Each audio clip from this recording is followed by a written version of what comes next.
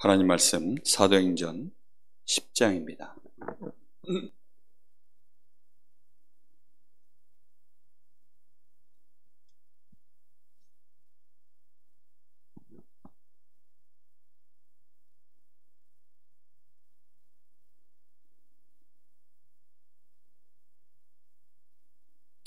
(10장) 1절부터 8절까지 한 절씩 교독하겠습니다. 가이사라에 고넬료라는 사람이 있으니 이달리아대 부대라 하는 군대의 백부장이라.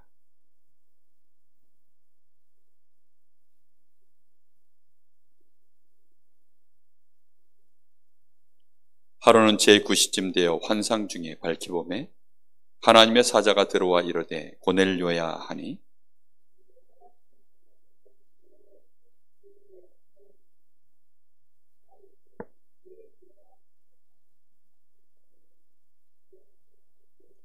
네가 지금 사람들을 욥바에 보내어 베드로라 하는 시몬을 청하라.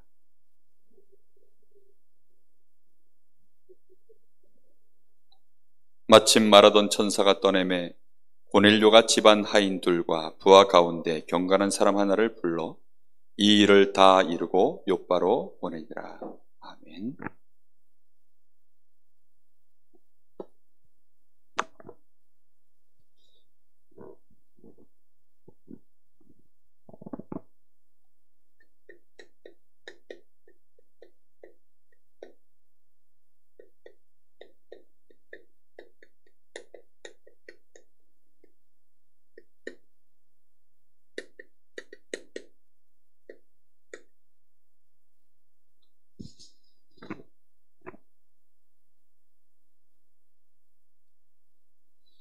구원받은 하나님의 자녀라면 하나님께서 우리에게 주시는 만남 속에 반드시 하나님의 절대 계획들이 있다는 사실을 잘 보셔야 됩니다. 특별히 오늘 고넬료와 베드로의 만남은 정말 보통 만남이 아닙니다. 이것은 창세기 12장 1절에서 3절에 하나님이 아브라함을 처음 부르실 때 네 씨로 말미암아 열방이 복을 받도록 만들겠다. 바로 그 응답의 시간표입니다. 그 전까지는 이 사람들이 복음을 전할 때 전부 유대인 상대였어요. 전부 유대인들, 안진뱅이도 유대인, 심지어는 저 사마리아 땅도 결국 유대인 현장입니다. 피가 섞여서 그렇지 뿐만 아니라 사도행전 9장에 나타난 그 핍박자 사울이 돌아올 때도 그가 비록 핍박자였지만 그도 유대인이었어요. 그런데 드디어 열방을 향하여 하나님이 가장 중요하게 보시는 열방, 그 열방을 향하여 이스라엘 나라가 7번이나 재앙을 맞을 수밖에 없었던 이유, 이 열방, 이 선교, 이 이방 세계를 향한, 이 땅끝을 향한 이 하나님의 가장 큰 절대 계획, 이걸 놓쳐버림으로 말미암아서 7번이나 강제로 선교를 했거든요. 그 강제 선교가 이스라엘에게는 포로되고 속국되고 노예되는 이런 일들로 반복되어진 것입니다. 지금 오늘 이 고넬료와 베드로의 만남은, 이 사람은 완전히 이방인이에요. 그런데 그냥 이방인이 아니라 로마의 백부장입니다. 그때 당시에 로마에서는 이 장교들을 세울 때만큼은 잡족들을 세우지 않았어요. 반드시 누가 세웠냐면 로마 순혈 혈통. 그래서 로마 사람, 그냥 어쩌다 보니까 신분이 그렇게 된 사람 말고 오리지널 그냥 이탈리아의 그 로마 사람, 그런 사람들만 장교로 세워서 그렇게 해서 각 나라의 중요한 곳에 거기에 파송을 해서 그 나라를 다스리는 자로 그렇게 장교들을 세웠습니다. 그러니까 이 사람은 완전히 헬라인 로마 사람입니다. 그런데 지금 이 만남이 하나님 보실 때는 엄청난 만남인 거예요. 이 시간표 자체가 엄청난 시간표인 것입니다. 근데 안타깝게도 이 시간표가 얼마나 중요한 시간표인지 놓친 것 같아요. 오늘 우리가 그래서 먼저 마음에 생각하셔야 됩니다. 우리가 복음을 받았을 때 내가 복음을 그리스도를 내가 알게 되어지면 우리는 반드시 이전에 먼저 가기 때 있던 것 때문에 착각하거나 속으면 절대 안 됩니다. 우리의 이전 각인이 뭐죠? 우리도 모르는 사이에 나밖에 모르고 육신밖에 모르고 그저 성공 중심으로 그렇게 살아갔었던 게 우리 인생 아닙니까? 우리도 모르게 눈에 보이는 것 중심으로 그것이 하나님의 응답인 줄 알고 그것이 우리 인생의 축복인 줄 알고 그저 오직 눈에 보이는 사단이 원하는 틀을 그걸 쫓아서 그리고 늘 안 되는 문제에 결국은 시달리면서 우리는 복음 받기 이전에 그 이전의 각인이 너무 강하게 우리 속에 들어와 있죠.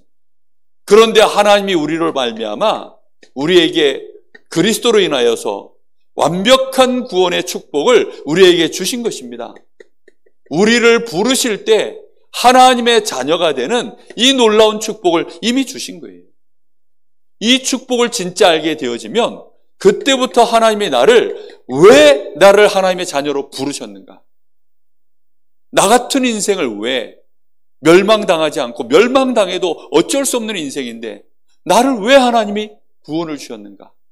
나에게 왜 이런 은혜를 주셨는가? 그거를 진짜 발견할 수 있어야 됩니다. 근데 그걸 자꾸 놓치는 이유가 뭐냐면 이전 각인 때문이에요.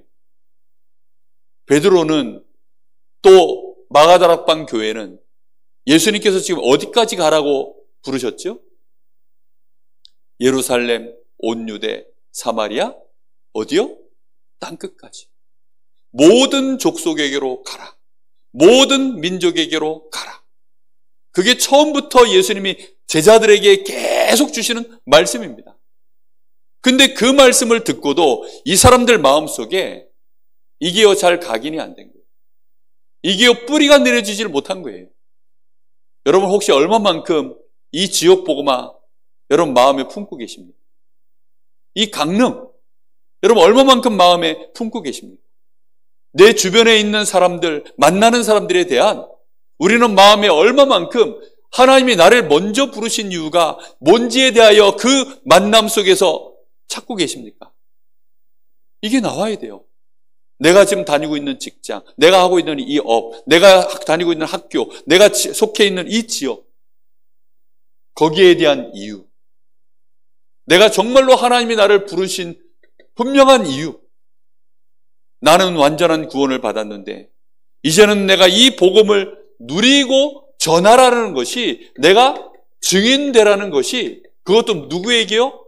모든 사람에게 땅끝까지 가서 모든 사람 속에는 특히 누가 포함되어 있냐면 상종 못할 사람이 다 포함되어 있습니다. 유대인들에게는 상종 못할 사람이 누구냐? 이방인들입니다. 그들을 만나서 같이 밥 먹으면 그게 율법을 어기는 일이에요. 그래서 위법입니다. 그게 법을 어기는 일이라니까요. 얼마만큼 깊이 각인됐냐? 그게 법을 어기는 일이에요. 여러분은 어떻게 생각합니까? 그게 법을 깨는 일이라니까요. 그런 일로 완전히 이렇게 각인되어져 있어요. 우리가 이걸 정확하게 모르면 하나님은 우리에게 중요한 시간표를 두고 인도하고 계시는데 뭘 못 보게 되느냐? 결국은 시간표를 못 봐요. 무슨 시간표를 못 보죠? 하나님의 나라에 하나님이 진행하시는 일이요. 지금 예루살렘의 안진뱅이도 봤어요. 그렇죠? 안진뱅이도 봤고 여기에서 내가 복음을 증거하고 예수가 그리스도 되심을 그리스도이신 예수님이 부활하셨음을 이 메시지를 내가 증거하는 일에 생을 걸어야 되겠구나. 그래서 그 사내들인 공의에서요 담대히 이 그리스도를 증거하고 심지어는 스데반이 돌에 맞아 죽는 이 핍박이라는 현장도 보고 그렇게 다 했는데 자칫 잘못하면 뭘 못 보느냐? 하나님이 계속해서 지금 시간표에 진행해 나가고자 하시는 그 일. 지금 고넬료를 통해서 하나님이 이방의 문을 열어 제끼고 계시는데 지금 베드로는 뭘 못 봤어요? 못 본 거예요. 이걸 못 본 거예요. 마가다락방 교회가 이걸 못 봤습니다. 여러분은 여러분 주변의 만남, 하나님이 우리에게 지금 만남을 붙이셨는데 그 사람이 밉고 어떤 사람은 나하고 결이 안 맞고 어떤 사람은 너무 이상하고 그래서 우리는 다 외면하고 안 맞다 하고 안 되겠다 그러고 못하겠다 그러고 할 수 없다 그러고 저건 절대 안 된다 그러고 혹시 그런 것 있습니까? 그렇다고 한다면 시간표 안 맞아요. 내가 구원받은 복음 가진 모든 문제 해결되신 그리스도가 나와 함께 하시는 하나님의 자녀로서 내가 부름받은 이유 속에서 나에게 하나님의 이 주신 만남, 이 사건, 일, 그 모든 것 속에 하나님의 중요한 시간표가 이루어지는, 말씀이 성취되어지는 시간표라는 사실을 우리가요 놓치기 쉽다니까요. 그러면 나는 그 일에 부름을 받았는데 이걸 1000명이라고 하면 이거는 뭐지요? 소명입니다. 소명. 너무나 중요한 이 문제 속에서 하나님이 나를 지금 이 속에 하나님의 중요한 이유가 있어서 날 불렀는데 나는 거기에 대해서 뭐 하는 거예요 지금? 외면하는 거예요. 안 된다 하는 거예요. 못한다 하는 거예요. 이거는 우리 유대인하고는 안 맞다는 거예요. 나의 각인하고는 안 맞다는 거예요. 그래서 우리는 빨리 바꿔야 됩니다. 여러분, 왜 우리가 영어를 잘 못해요? 왜 우리가 저 5개 국어 이런 거 하면 좋은데 왜 못하죠? 우리 머릿속에 그런 단어들이 안 들어와 있어서 그래요. 그 문화들이 안 들어와 있어서 그래요. 우리 랩넌트 하나가 5개 국어 한다 그러더라고요. 야, 그 5개 국어 한다 소리 듣는데 그렇지. 나는 1개국어는 능통하게 하고 제2 외국어는 겨우 그냥 읽는 정도. 그나마도 다 잊어버려가지고 많이 못하는데 야, 5개 국어 한다 소리 들으니까요. 저는 왜 3개국어, 4개국어를 못할까요? 머릿속에 각인된 게 없어서 그래요. 지금 이 사람들 머릿속에 뭐가 들어갔냐? 이방인. 지금 병든 자, 연약한 자, 이 죄수들, 노예들, 문둥병자, 귀신 들린 자, 우상 숭배하는 자, 우리 랩넌트, 세계복음화 이런 단어들이 안 들어갔어요. 이 사람들 머릿속에 그게 안 들어가니까 하나님은 지금 그걸 하려고 하는데 나에게는 그게 그렇게 안 보이는 거예요. 하나님은 지금 애타게 그 일을 하고 계시는데 나는 이게 그렇게 안 느껴지는 거예요. 온도차가 너무 커요. 이해됐습니까? 무슨 말인지. 여러분, 그래서 붙잡으셔야 돼요. 내가 받은 이 복음, 이번 주 말씀, 인생의 전환점. 나를 만나는 사람들에게 인생의 전환점을 갖도록 만들어야 되는데 저 사람은 인생의 전환점을 가졌을까? 이 사람은 진짜 인생의 전환점을 맞이했을까? 우리 지환이가 인생의 전환점을 가졌을까? 모태신앙으로 자라났는데 정말로 인생의 전환점 맞이했을까? 그 질문을 계속 나와 관련되어 있는 사람을 놓고요 계속 생각해 보는 거예요. 인생의 전환점. 하나님은 우리에게 인생의 전환점을 내 만나는 사람들에게 지금 그거 하라고 나를 점검하고 만나는 사람에게 그게 시간표거든요. 말씀이. 어떻게 생각합니까? 이렇게 되어져야 우리는 하나님의 나라의 일, 이걸 언약으로 제대로 붙잡은 사람은 하나님의 시간표를 기다릴 줄 알고 그 시간표가 왔을 때는 뭐 합니까? 도전하는 인생이 되어지는 거예요. 시간표가 왔을 때. 절대 나하고 안 맞잖아요. 그런데 시간표가 왔어요. 그럼 베드로는 뭐 해야죠? 도전해야죠. 그렇죠? 당연히 도전해야죠. 이방인, 그래.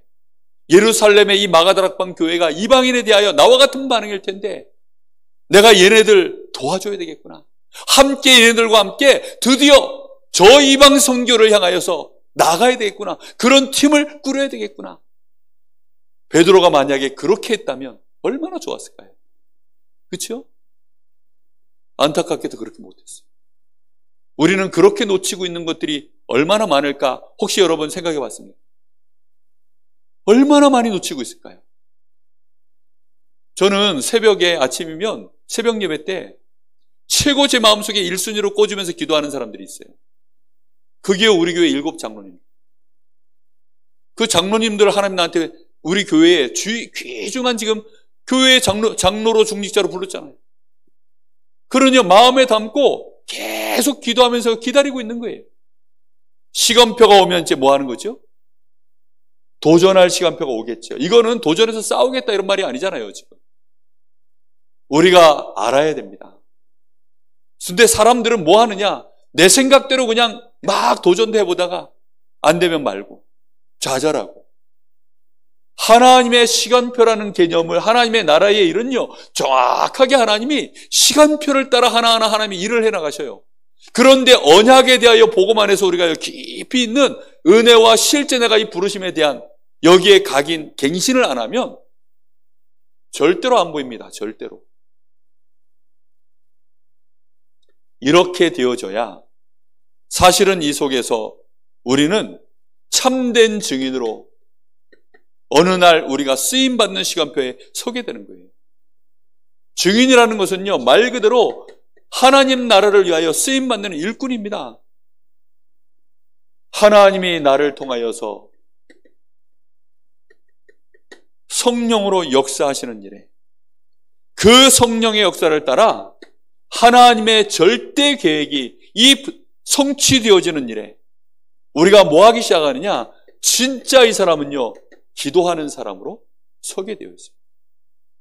진짜 이걸 놓고 기도하기 시작합니다. 자, 아마 베드로는 몰랐겠죠. 고넬료라는 사람을 하나님이 어떻게 준비시켜놨는지, 그리고 고넬료라고 하는 인물이 어떤 인물인지 아마 잘 몰랐을 것 같습니다.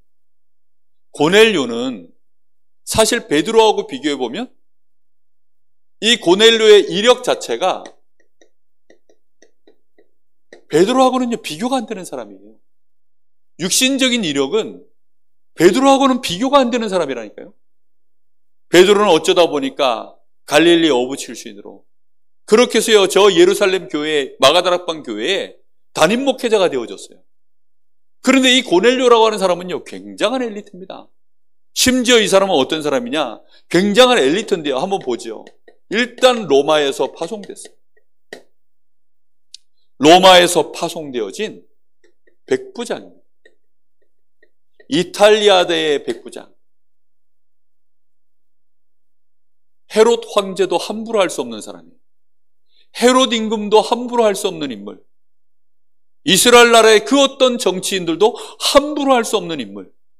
그만큼 막강한 파워를 갖고 있는 인물이 백부장입니다. 그런데 이 사람이 경건한 사람이라고 나와요. 2절 말씀을 보면 그가 경건하여 온 집안과 더불어 하나님을 경외하며 백성을 많이 구제하고 하나님께 항상 기도하다.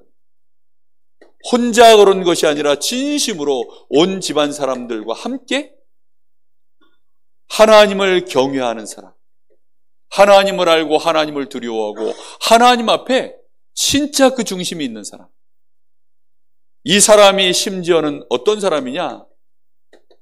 구제하는 사람. 하나님을 경외하여서 많은 연약한 자들을 구제하고, 그리고 항상 하나님께 뭐 했다고요? 기도했다라고 나옵니다. 이 사람이 구제했던 대상들은 누굴까요? 이스라엘 나라의 연약한 사람들, 많은 백성을 구제하고. 그러니까 이 사람은 굉장히 경건한 사람이에요. 배경도 어마어마한데 실제로 불쌍한 사람, 연약한 사람, 정말 병든 사람, 그 하나님 앞에 온 집안이요, 하나님을 경외해서 정말로 하나님 앞에 기도하면서 이런 일을 할 만큼, 구제 일을 할 만큼. 여러분 혹시 구제 일 하십니까? 내 돈 들여가지고 혹시 구제 이런 거 하십니까? 근데 온 집안과 함께 그걸 했다니까요. 굉장히 중요한 이 지금 제자죠, 사실은. 그런데 문제는 이 사람은 경건했는데 바리새인과 같은 종교인에 불과했어요. 바리새인들도 하나님 앞에 예배하고 기도하고 구제하고, 이 사람이 보았던 모델은 딱 요건 거예요. 이 사람이 보았던 모양은 예배의 모습은 봤어요. 그런데 실제 가장 중요한 뭘 몰랐죠? 구원의 축복을 모르는 겁니다. 이 사람은 평가도 어떻게 받느냐? 평가도 사람들이 하는 평가입니다. 오늘 여기 7절에 보면 집안 하인 둘 부하 가운데 경건한 사람들이, 이 사람들이요 지금 베드로에게 가가지고 뭐라고 얘기하냐면 22절에 그들이 대답하되 백부장 고넬료는 의인이요 하나님을 경외하는 사람이라 유대 온 족속이 칭찬하더니 이렇게 얘기하고 있습니다. 의인이라고 얘기하고 경외하는 사람이라고 얘기하고 심지어는 유대의 온 족속들이 이 고넬료 이러면 뭐 한다고요? 칭찬하는 사람이다. 굉장히 이 평가 자체가요, 굉장히 사람들에게요 칭찬받는, 그러면서도 의인이라고 하는 이런 사람입니다. 그런데 문제는 이 사람은 아직 뭘 못 받았어요? 구원을 받지 못한 사람입니다. 우리는 이런 사람들 보고 있으면, 사람들의 평가가 이렇게 되어져 있으면 이 사람의 속사람을 거의 안 보죠.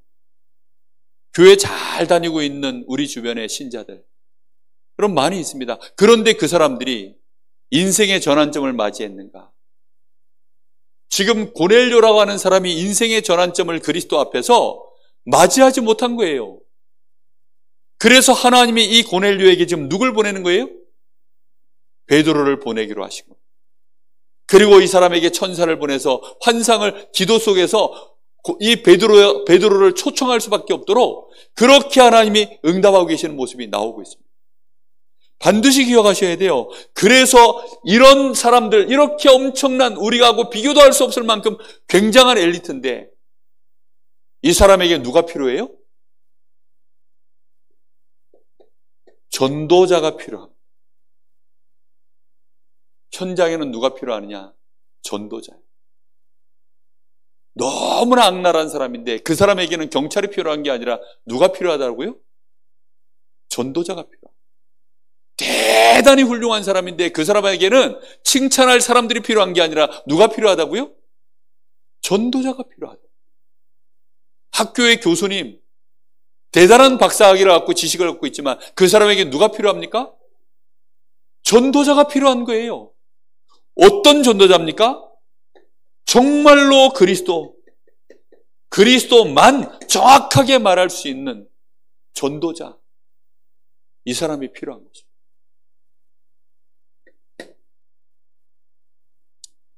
그래서 하나님은 베드로를 포함한 마가다락방 교회, 여기에 중요한 베드로를 포함한 이 마가다락방 교회에 하나님은 정말로 중요한 시간표를 가지고 오늘 이 말씀, 이 사건을, 이 현장을, 이 만남을 하나님이 진행해 나가시는 중입니다. 예루살렘에 이 복음이 크게 증거되어졌죠. 드디어 이 복음이 사도행전 9장 31절에 보면 이런 말씀이 나옵니다. 그리하여 온 유대와 갈릴리와 사마리아 교회가 평안하고 든든히 서가고 온 유대 현장에 교회가 세워지고 갈릴리에도 교회가 세워지고 사마리아에도 교회가 세워졌다, 이렇게 나옵니다. 사도행전 9장에 오니까 벌써 어디까지 이 복음이 증거되어졌어요? 온 유대까지. 심지어는 지금 어디까지 교회가 세워졌어요? 빌립으로 말미암아 그 현장에 사마리아까지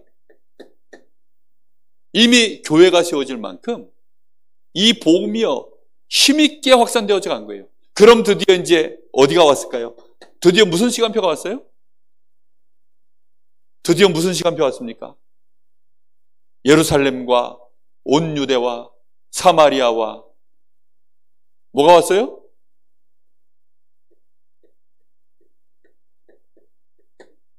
땅끝 시간표가 왔어요. 여기를 향하여 하나님이 드디어 문을 여시는 시간표가 온 것입니다. 여기에는 무슨 단어가 들어가 있어요? 이방. 그런데 하나님은 이방인 말고 고넬료 붙인 겁니다. 여기다. 창세기 12장 1절에서 3절. 이미 아브라함 부르실 때부터 말씀하신 네 씨로 말미암아 모든 족속이 열방이 복을 받게 만들겠다. 자칭 아브라함의 후손이라고 하는 이 유대인들, 그 유대인들 가운데 예수 그리스도의 직계 제자들이 이 언약의 말씀을 붙잡고 드디어 이 시간표가 왔구나. 할렐루야, 하나님 감사합니다. 이래야 되는데 이게 안 된 거예요. 참 각인이라는 게 무섭습니다. 그래서 이 각인이라는 게 너무너무 무서운 거예요. 자기들도 모르게 들어가 있는 각인. 나도 모르게 들어가 있는 이 각인이요. 뭘 브레이크 걸리게 만들어요? 하나님의 말씀의 역사가 브레이크가 걸리도록. 애굽 나라에서 400년 노예 생활하면서 각인이 돼버리니까 400년 후에 너희는 이방에서 객이되어 있다가 다시금 이 가나안 땅으로 돌아오게 만들겠다. 하나님이 아브라함에게 주셨던 언약입니다. 근데 이 사람들이 모든 각인 뿌리 체질이 애굽에서 만들어져 있다 보니까 애굽으로 돌아가잖아요. 가나안 정복을 앞두고 못 가겠다는 겁니다. 여러분은 어떠십니까? 어디에서 브레이크 걸려 계세요? 예루살렘 혹시 이거 품고 계십니까? 혹시 여전히 나 중심입니까? 여전히 우리 집, 내 자식 이겁니까? 여전히 우리 교회 이겁니까? 어디에 브레이크가 걸려 있습니까? 온 유대 있습니까? 사마리아 도무지 상종 못할 사람들, 같은 유대인이지만 상종 못할 사람들, 아예 넘사벽이죠. 여기는 아예 불법이라고 하는 이곳, 도무지 유대인으로서는 상종 못할 이곳. 그런데 하나님은 처음부터 아브라함 부르실 때 모든 족속을 가지고 부르셨어요. 아브라함에게 주신 은혜는 아브라함 것이 아닌 줄로 믿습니다. 아브라함을 통하여 모든 족속에게 주실 복인 줄로 믿습니다. 우리는 그 일에 심부름합니다. 예수님이 제자들을 불렀을 때 마태복음 28장 16절에서 20절, 모든 족속에게로 가서 뭐 삼으라고요? 제자 삼아. 볼지어다 내가 세상 끝날까지 너희와 항상 함께 있으리. 바울 사도가요, 이걸 얼마나 잘 알았는지 디모데전서 2장 4절에 디모데에게 얘기합니다. 뭐라고 얘기하느냐? 하나님은 모든 사람이 구원을 받으며 진리를 아는 데 이르기를 원하시느니라. 바울 사도가 디모데에게 지금 신신당부하는 말이에요. 하나님은 모든 사람이 구원을 받으며 진리를 아는 데 이르기를 원하느니라. 복음을 정확하게 알고 하나님 나라의 이 보좌의 배경 제대로 알아서 정말로 이 땅에 하나님의 나라를 실현시키는 이 엄청난 축복의 비밀들을 알기를 원한다는 겁니다. 바울은 그래서 쓰임받은 거예요. 처음부터 하나님이 바울 부를 때 사도행전 9장 15절, 이 사람은 9장 15절에 이 사람은 내 이름을 이방인과 임금들과 이스라엘 자손들에게 전하기 위하여 택한 나의 그릇이다. 처음부터 무슨 단어를 썼어요? 이방인. 바울은 그 말 한마디를 얼마나 제대로 묵상을 했던지, 이방이란 단어 안에 모든 게 포함되어 있어요. 그 이방 현장 안에 죄수들, 노예들, 여자들, 병든 자들, 귀신 들린 자들, 우상 숭배하는 자들, 상관없이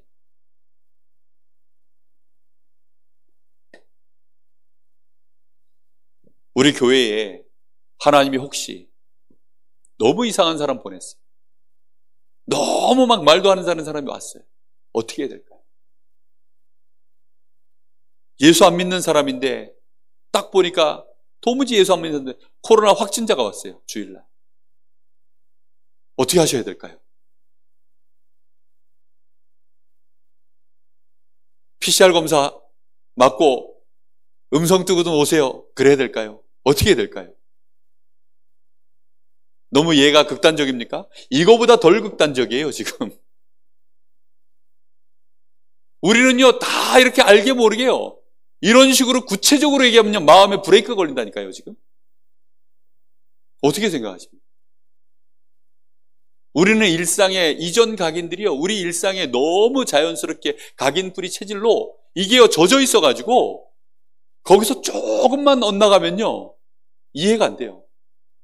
수용이 안 돼요. 초월도 안 돼요. 하나님의 계획이 뭐냐? 묻지도 않아요. 안 되는 건 안 되는 거고, 되는 것만 되는 거고. 참 어렵습니다.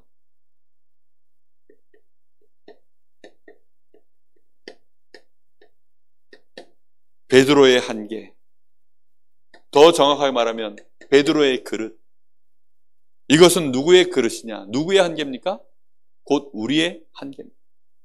이건 연약해서 그런 것도 아니에요. 이건 힘이 없어서 그런 것도 아닙니다. 성령 충만을 못 받아서도 아니에요.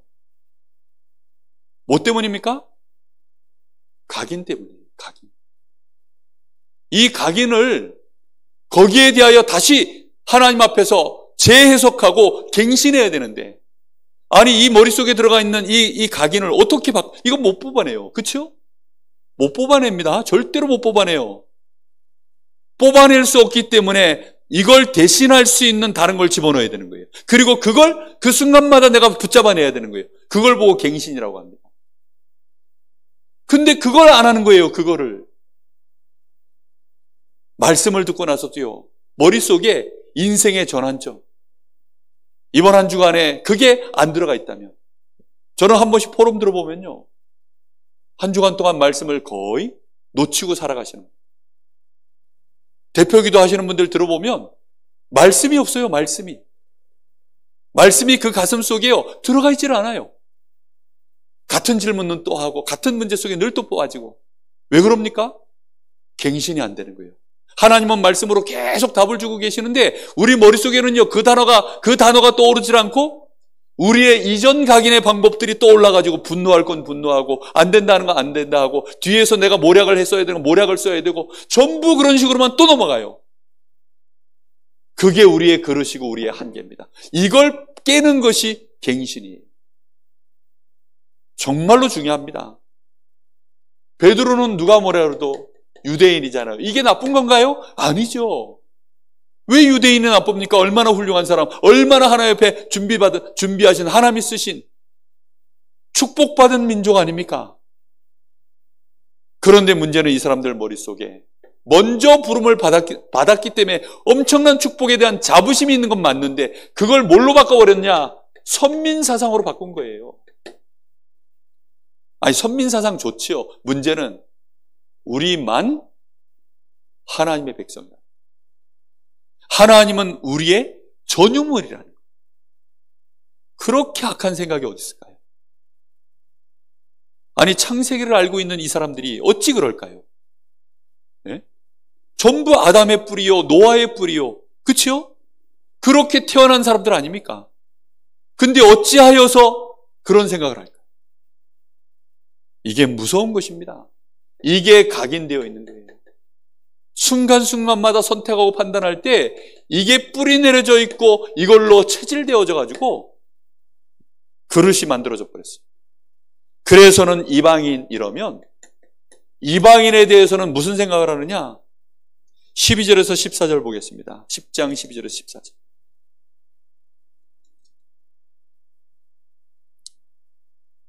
하나님이 보따리, 이 이제 보자기를 베드로가 기도하는 중에 환상을 보여주시는 거예요. 그래서 11절에 보니까 하늘이 열리며 한 그릇이 내려오는 것을 보니 큰 보자기 같고 내 귀를 메어 땅에 들이웠더라. 그런데 그 안에 보니까 그 안에는 땅에 있는 각종 네발 가진 짐승과 기는 것과 공중에 나는 것들이 있더라. 그런데 문제는 뭐냐? 베드로야 일어나서 이걸 잡아먹으라 했더니 14절에 베드로가 이르되 주여 그럴 수 없습니다. 속되고 깨끗하지 아니한 것을 내가 결코 먹지 아니하였나이다. 그 안에 들어가 있는 것들을 보니까 레위기서에 나와 있는 부정한 것들 있잖아요. 지금도 이스라엘 사람들은 오징어 상종도 안 합니다. 제가 이스라엘 성지순례 갔을 때 그때 그 안내하시는 그 목사님이 퀴즈를 내더라고요. 아니, 퀴즈가 아니라 에피소드 재밌는 거 하나. 얼마 전에 신문에 나왔는데 이스라엘 신문에 나왔다는 거예요. 그 세관에 이제 공항에서 한국 유학생이 가지고 들어오던 물건 중에 걸린 게 있는데 그게 뭐냐면 오징어 젓갈이었어요. 오징어 젓갈. 근데 이 오징어 젓갈이 우리가 알다시피 거기다 뭐 고추장 범벅하고 뭐 절여가지고 막 보면 이게 오징어인지 우리 한국 사람들은 딱 보면 오징어 젓갈인 줄 알지만 이스라엘 사람들은 이게요, 토막토막을 다 내고 잘 자라게 자르고 거기다 막 빨갛게 묻혔지, 그 다음에 뭐 이걸 또 삭혔지 이러니까 이게 오징어인지를 모르는 거예요. 그래가지고 우리로 얘기하면 이제 국립과학연구소에 보냈어. 그래가지고 도대체 이게 뭐 하는 물건인고. 보니까 오징어네? 그래가지고 토픽으로 나온 거예요, 완전히. 한국 유학생이 오징어를 불법으로 들이려고 이렇게까지 화학 처리를 해가지고 들여왔다. 그렇게 뉴스에 나온 거예요. 그만큼 이 사람들은 부정한 거, 부정탄 거, 철저히 지금도 지킵니다. 그러니 이때 당시에는 얼마나, 그래서 이 이방인들에 대하여 아예 부정한 사람, 이렇게 본 거예요. 정말 안타깝죠. 심지어 10장 28절에는 이 사람들 만나면 만남 자체가 뭐라고요? 위법이에요. 법을 어기는 짓입니다. 법이 아예 없는 게 아니고 그게 법으로 정해져 있다니까. 이방인 만나면 너 그거 범죄야? 너 그거 하면 회개해야 돼? 너 그거 끝까지 회개 안 하면 지옥 가? 무슨 말인지 이해됩니까 지금? 이방인을 만났는데 죄인이래요, 죄인. 네? 제가 예를 들어 캄보디아 사람 뭐 아니면 여기에 딴 나라 사람 내가 만나면 그게 뭐가 된다고요? 불법이에요, 불법. 근데 그게 법으로 정해져 있기 때문에 불법인 거지. 법이 없으면 그런 말, 아예 법으로 정해져 있어요, 법으로. 그런데 하나님은 3번이나 똑같이 보여주시고 내가 깨끗하다 하였으니 너는 먹으라 라고 10장 16절에 말씀하십니다.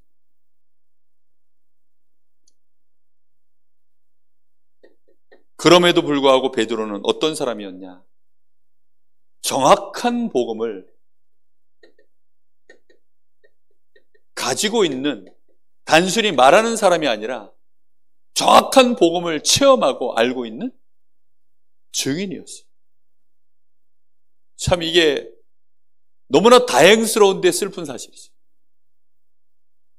얼마나 안타깝습니까?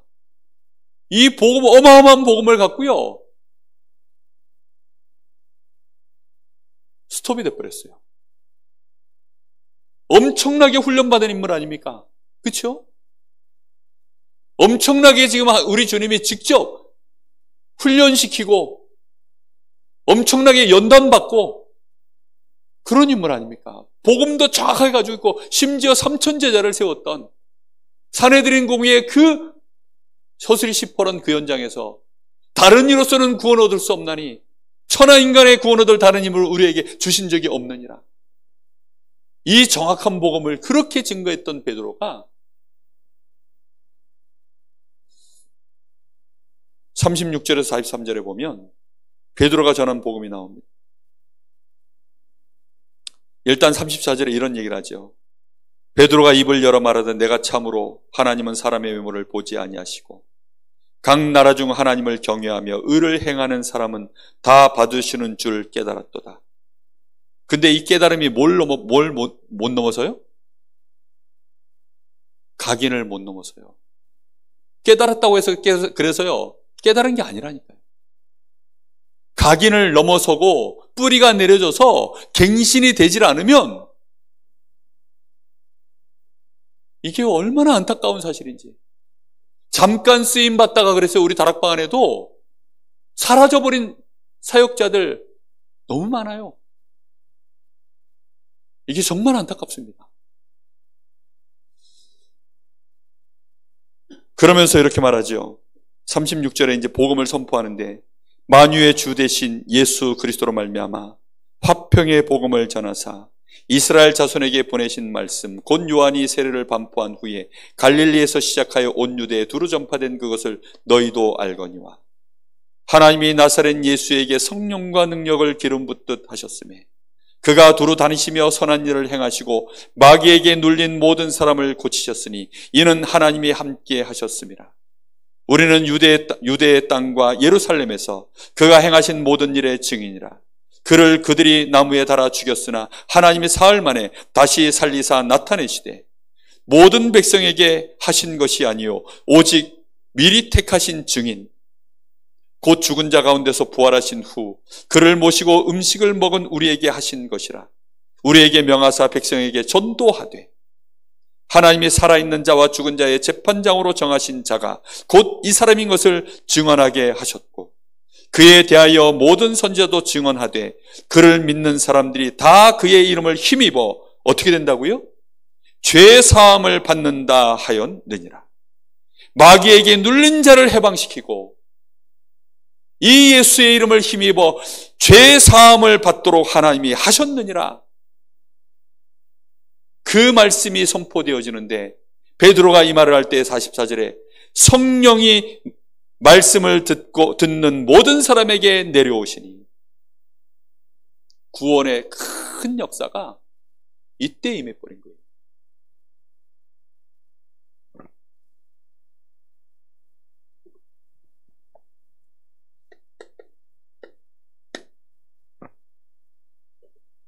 그래서 우리는 하나님의 말씀, 여러분 말씀은 우리가 유혹받기 쉬운 게 뭔지 아세요? 좀 논리적으로 설명을 잘 해주고 쉽게 좀 잘 풀어주고 이러면 은혜 받았다고 생각합니다. 과연 얼마만큼 논리적연하게 풀어주고 잘 쉽게 이해할 수 있도록 도와준 걸까요? 목사가, 사역자가. 얼마나 해줬을까요? 하나님의 말씀을 과연 사람이 100% 이해시킬 수 있을까요? 그렇게 말하고 있는 그 사람도 이해 못하고 있을 텐데요. 하나님의 말씀은 이해하는 것이 아니에요. 하나님의 말씀은 그래서 믿는 것입니다. 말씀을 대하는 태도를 완전히 바꾸셔야 돼요. 말씀은 믿는 거예요. 믿고 난 다음에 뭐 하는 거죠? 이 말씀을 내가 믿는다면 말씀 기준으로 이해되지 않고 안 된다고 생각하고 도무지 납득되지 않는 모든 것들을 말씀 기준으로 뭐 하는 거죠? 나를 바꾸는 거예요. 말씀하고 나하고 너무 안 맞고 현장하고 너무 안 맞고 시간표가 너무 안 맞는 것 같은데 그건 누가 안 맞는 거예요? 사실은 나의 각인이 안 맞는 거예요. 그걸 바꾸는 시간. 말씀에 대한 기본적인 태도입니다. 이렇게 되어야만 계속된 하나님이 함께 하시는 쓰임받는 일꾼이 되어지는 겁니다. 갱신하지 못하면 결국 안 돼요. 여러분 요즘 카메라 안에 필름 집어넣습니까? 안 쓰죠? 그죠? 옛날에 코닥 필름 이런 게 굉장히 유명했어요. 근데 이 회사가 망했답니다. 왜 망했냐? 디지털 시대가 왔는데 여전히 아날로그로 그냥 필름 이런 거 갱신 못 해가지고. 공룡이 지구상 최강의 동물 아닙니까? 근데 왜 공룡이 다 없어졌을까요? 지구에 갱신을 안 해가지고요. 노아 홍수 이후에 기후가 완전히 바뀌었는데 갱신을 안 해가지고 다 없어졌어요. 사자 이런 게, 호랑이 이런 게 왜 지금 산에 없죠? 걔네들이 21세기에 적응을 못했어요. 점점 이 시대가요 빠르게 가고 있는데 갱신 못하고 이러면 세상적으로도 쓰임 못 받습니다. 그래서 우리는 생각하셔야 됩니다. 아, 이게 1번이 아니고요. 이렇게 1, 그냥 이렇게 1, 2, 3, 4. 그래서 우리는 우리의 뇌라는 것에 대하여 잘 여러분 과학적으로 좀 생각하셔야 돼요. 우리 뇌에 하나님의 말씀을 100% 이해할 수 있는 모든 시스템, 이 자료가 다 들어가 있을까요? 어떻게 생각하세요? 하나님만큼 이 자료가 다 들어가 있는 것을 논리적으로 연결할 수 있는 IQ가 될까요? 능력이 될까요? 절대 안 됩니다. 그래서 우리도 모르게 복음은 한계가 없는데 우리의 뇌에서 한계를 만들어버렸어요. 그래서 뭐가 안 되느냐? 누림이 안 되고 있어요. 반대로 사람들은 방종합니다. 복음이면 단대 이러면서. 저는 우리 다락방 안에 너무나 많은 사역자들이 방종하는 거 많이 봤어요. 선을 너무 넘어가 버려가지고. 그래가지고 그것을 방종해버렸어요. 입에 담기도 민망한. 이런 방종하는 사람들이 너무 많다니까요. 사단은요, 그 방종을 해버리면 복음 놓친 거거든요. 그러면 100% 딱 잡아가지고요, 작사를 냅니다. 목회자가 그렇게 버리면 어떻게 되냐? 교회가요, 순식간에 풍비박산 나요. 렘넌트들이요, 상처 있고요, 다 흩어져 버립니다. 우리의 뇌에서요, 우리는 말씀 그대로 딱 믿고 그 안에서 주신 말씀 안에서 갱신해 나가는 것이 우리가 해야 될 참된 누림입니다. 아멘? 그게 참된 누림이에요. 그 속에서요, 정말로 렘넌트 앞에서 내가 떳떳하게 할 수 있는 일이 아니라면, 숨어서 하는 일이라면 전부 방종입니다. 안 그렇습니까? 내가 성도들 앞에서 목사인 제가요, 떳떳하게 하지 못하는 일이라면 전부 뭘까요? 그럼 방종이에요, 방종. 근데 사람들은 방종을 하면서도 우리 뇌에서는요, 그게 방종이 아니라고 말합니다. 왜요? 우리도 모르게 이 복음의 한계를 내가 그렇게 만들어버렸어요. 결국은 그렇게 되어지면 하나님과 나 사이에 모든 일들이 딱 스탑이 걸립니다. 그래서 다시 얘기합니다. 우리는 말씀을 붙잡으셔야 돼요. 이번 주간에 그래서 말씀 붙잡고, 그래, 내 인생의 전환점, 그리스도 앞에서 내 인생의 전환점, 나는 지금 내가 혹시 한계 속에 내가 스스로 묶어놓은 게 뭔가, 내가 혹시 안 된다고 하는 건 뭘까, 하나님은 지금 하려고 하는데 내가 브레이크 건 건 뭘까, 하나하나를요 다 보셔야 됩니다. 저는 이 장면 볼 때마다요 너무 안타까운 거예요. 그래서 아니, 이런 인물인데 이런 인물이 어디 있습니까? 그래. 예? 사역자들 중에도요, 한순간 이 복음이 자기의 한계에 걸려가지고 결국은 어느 날 무너져 버리는 사역자들, 그런 분들 볼 때요 너무 안타까운 거예요. 뭐 당세복이니 뭐 박바울이니 그런 사람들요, 그렇게 넘어가가지고요 저 삼천포로 빠진 사람들이 너무 많아요. 정말로 하나님 앞에서 오늘 밤에 주신 이 말씀을 우리 사랑하는 귀한 성도들이 믿음으로 잘 붙잡고 깊은 묵상하시면서 말씀 앞에 우리 자신을 새롭게 세우는 우리 렘넌트들 성도님들 되기를 예수님의 이름으로 축복합니다. 우리 같이 기도하겠습니다.